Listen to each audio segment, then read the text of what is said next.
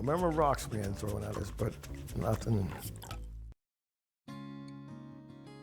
I was actually born in Bamberg, South Carolina, in 1938.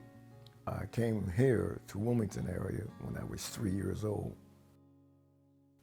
Folks just reached out to the North and the opportunities that were available. Better opportunities for education, for jobs. My dad, he helped to build the Memorial Bridge. He was a bricklayer by trade. He learned it from my grandfather.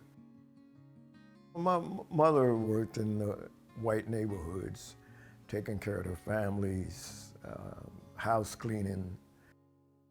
East side, west side, north side, all around the town is where the family was in the Wilmington area. Millside, where we had the apartment houses. As the community grew and got larger, Dunleaf became the predominant area there, and Millside disappeared. Went to Millside School. We had some of the greatest teachers, and strict, very strict. They had the rule of the ruler.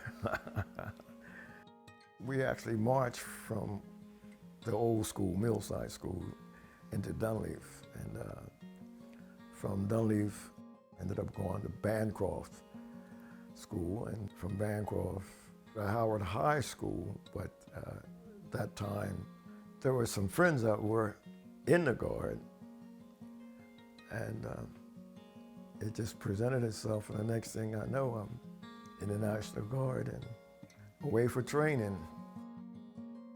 They trained us at Bethany Beach. It's one of the areas. And we ended up with a track vehicle unit, and I became an operator, driver, a gunner, and did quite a few parades in the neighborhood. We'd had exhibits that were at like Warner Junior High School. They sent me to Germany, which was a glorious experience. You became an expert at what you had to do as far as packing up and shipping these items out. We had a ranger company in the Delaware National Guard, and couldn't turn down the opportunity to go to jump school. They said only crazy people jump out of airplanes, and so I was one of those crazy people.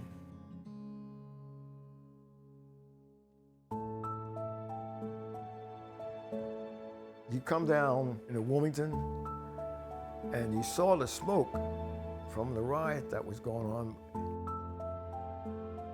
I was at the DuPont Armory. That was where I was stationed at and worked out of. And when it hit, it was like, whoa, what's going on here? Being there on the streets, actually with fixed bayonets, you locked and loaded, anything can happen. But I just basically remember me being in the Jeep alone, and the city police would be in the front, and the statewide police would be in the back. And we'd go off, and sometimes there'd be a call for us to go check out something that was going on. It was a bit of an experience to be riding around in a Jeep, patrolling the city, doing crazy things like being parked at some of the areas like Perina Chow there, and bored, and you had some guy, you hear some gunshots, what's going on? They were shooting rats there at the Perina Chow place there. It's like, we had to stop that. Then all of a sudden it just got to be, hey, we need you here, there's something going on the west side. Then they tell you to lock and load, because there's an incident there and in the bar causing problems. And you end up in the bar, and then you fix bayonets. When the newspapers started writing this, somebody alluded to the Rat Patrol. And that became part of what was going on there. We got the Rat Patrol in Wilmington, Delaware, on the west side, to down on the east side, and it stuck. And it just escalated time-wise. Rumors, something else gonna happen, and they just kept extending the time. If they could have taken pictures of shutting this down, ending it, that would be framed on somebody's wall or somewhere. Everybody said, yes, it's done with.